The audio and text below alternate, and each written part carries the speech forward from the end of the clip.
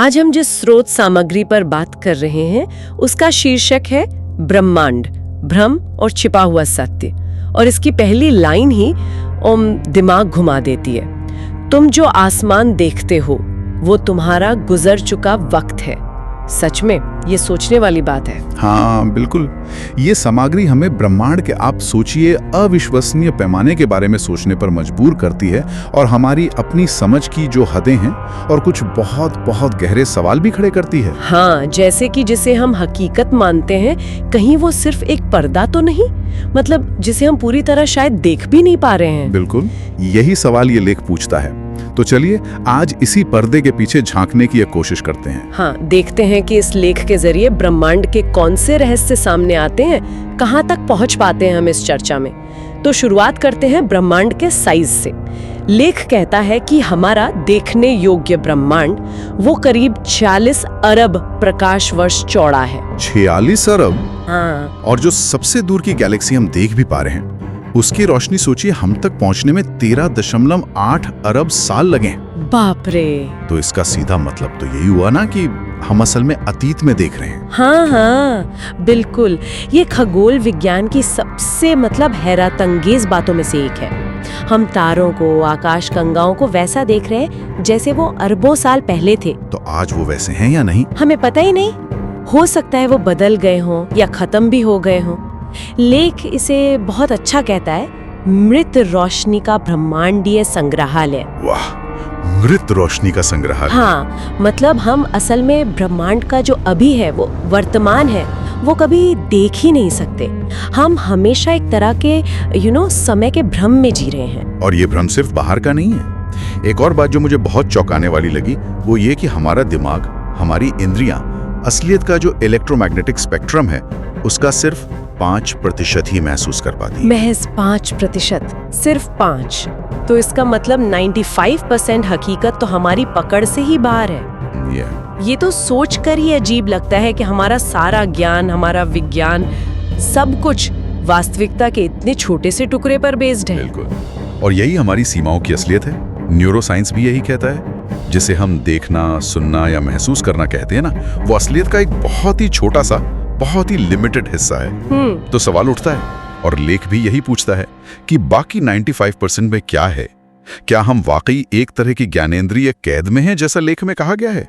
ये हमारी पूरी समझ पर एक बड़ा प्रश्न चिन्ह लगाता है। अच्छा, अब जरा आगे बढ़ते हैं, बिग बैंग और ब्रह्मांड के फैलने की बात करते हैं। लेख कहता है ब्रह्मांड फैल रहा है, लेकिन ये फैल कहाँ रहा है? मतलब क्या कोई खाली जगह है जिसमें ये फैल रहा है? नहीं, यही तो मजेदार बात है।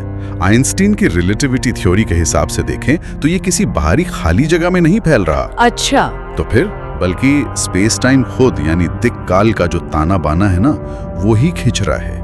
आप ऐसा समझें जैसे कोई गुब्बारा है और वो फूल रहा है। गैलेक्सीज उस गुब्बारे की सतह पर हैं। ओके। और इस खिंचाव की वजह से कुछ गैलेक्सीज हमसे इतनी तेजी से दूर जा रही हैं, कुछ तो प्रकाश की गति से भी तेज, कि उनकी रोशनी हम तक कभी भी नहीं पहुंच पाएगी। कभी नहीं, मतलब वो हमेशा के लिए हमारे लिए अनदेखी रहेंगी। हाँ, हमेशा के लिए। वो हमारे कॉस्मिक होराइजन यानी ब्रह्मांडीय क्षितिज के पार चली गई हैं या जा रही हैं। तो एक पूरा अनदेखा ब्रह्मांड है जो है तो, पर हम उसे कभी जान ही नहीं पाएंगे। ये तो छिपे हुए सत्य वाली बात को और भी गहरा कर देता है। बिल्कुल। क्या इसी पॉइंट से मल्टीवर्स या समानांतर ब्रह्मांडों का आइडिया आता है? हाँ, लेकिन इसी तरफ इशारा करता है। वो क्वांटम फिजिक्स के एक बड़े अजीब सिद्धांत सुपरपोजिशन का जिक्र करता है। हाँ, सुना है इसके बारे में कि एक कण एक ही समय में कई जगह हो सकता है। एग्जैक्टली। तो लेख ये तर्क देता है कि भाई अगर कण ऐसा कर सकते हैं तो क्या ये मुमकिन नहीं कि पूरी की पूरी वास्तविकता के भी कई रूप, कई वर्जन एक साथ मौजूद हों? मतलब हमारे जैसे ही कई और लोग अलग ब्रह्मांडों में? हाँ, हो सकता है हमारे ही कई संस्करण अलग अलग ब्रह्मांडों में अलग अलग जिंदगियां जी रहे हों। लेख इसे एक अनंत चिड़ियाघर कहता है, जहां हर पिंजरा एक अलग ब्रह्मांडीय संभावना है। देखिए, ये अभी अटकलें हैं, थ्योरीज हैं, पर विज्ञान इस पर बहुत सीरियसली सोच रहा है। ब्रह्मांड की ये विशालता, ये अनदेखापन, ये हमें सीधे एक और बहुत बड़े सवाल पर ले आता है। क्या हम इस सब में अकेले हैं? और यहीं पर फिर एलियंस और फर्मी पैराडॉक्स का जिक्र आता है हाँ, फर्मी पैराडॉक्स। कि अगर जीवन के लिए अरबों खरबों मौके हैं, इतने ग्रह हैं, तो कोई नजर क्यों नहीं आता, कोई सिग्नल क्यों नहीं? सही सवाल है। लेख इसके दो मुख्य पहलू रखता है सामने। पहला तो वही फर्मी पैराडॉक्स वाला एंगल कि शायद जो उन्नत सभ्यताएं हैं वो इतनी ज्यादा एडवांस हों कि हम उनके लिए चींटियों जैसे हों। उनसे संपर्क न करना चाहती हूँ। बिल्कुल। या फिर दूसरा पहलू जो थोड़ा और कंट्रोवर्शियल है, क्या सरकारों या कुछ ताकतों द्वारा इस जानकारी को, एलियन संपर्क की जानकारी को छिपाया जा रहा है? लेख इसमें नासा के वॉयेजर प्रोब पर भेजे गए गोल्डन रिकॉर्ड का भी जिक्र करता है कि देखो, हम खुद तो एलियंस को संदेश भेज ही चुके हैं। अरे हाँ, वो गोल्डन रिकॉर्ड।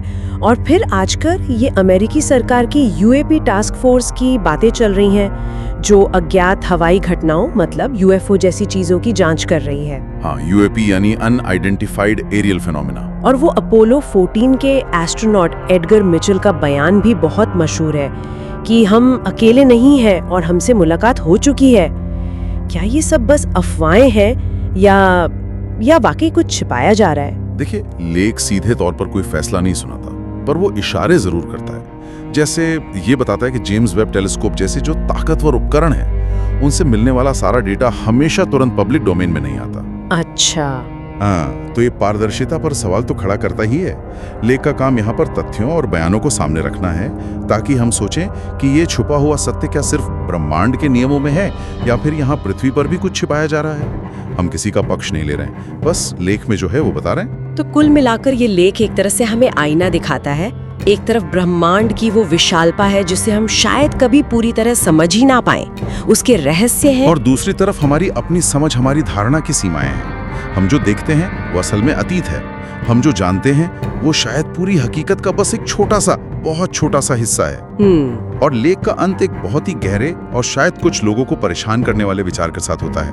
वो पूछता है कि हमने अपनी इसी ज्ञानेंद्रिय कैद, अपनी इसी लिमिटेड धारणा को ही जिंदगी मान लिया है। और अगर कोई परम सत्य है भी, तो क्या उसे जानना सच में हमें आजाद करेगा? हाँ, या जैसा लेख अंत में कहता है, truth is the real prison. शायद सच जानना हमें किसी और ही तरह की कैद में डाल दे। ये वाकई सोचने वाली बात है कि अगर हमारी ये जानी पहचानी हकीकत ही एक तरह का भ्रम है, तो फिर असली सच क्या है? और क्या उस सच तक पहुंचना इंसान के लिए मुमकिन भी है या जरूरी भी है? एक सवाल जो शायद हमेशा हमारे साथ रहेगा। गहरा सवाल है।